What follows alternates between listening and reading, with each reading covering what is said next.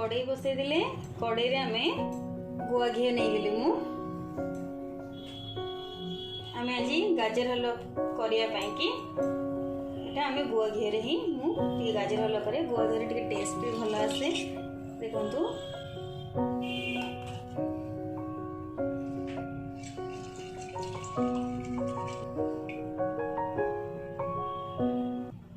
गाजरटा काटिकी रखीदे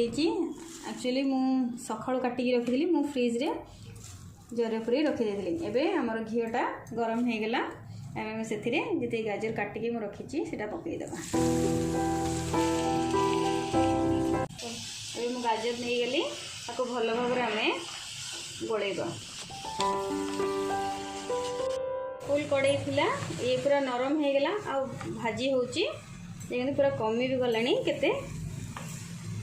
आउ टिके आमे एटा को आमे भल भाव में सेमती भाजुथिबा हे गलानी आदरे आमे चीनी पका देबा कारण मु बेसी क्वांटिटी रो बनैची सेते कि चीनीटा भी मु बेसी क्वांटिटी रो नउची चलो देबे को आमे मिक्स करिबा ये मोर हे गला आदरे मु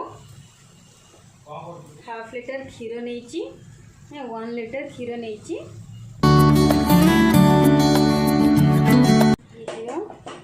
क्षीरटा हो गला परे आमे मिल्क मेड एथरे दे देबा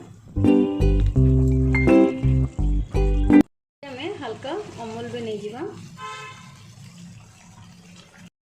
भलो भाबे मिल्क मेड पके देबा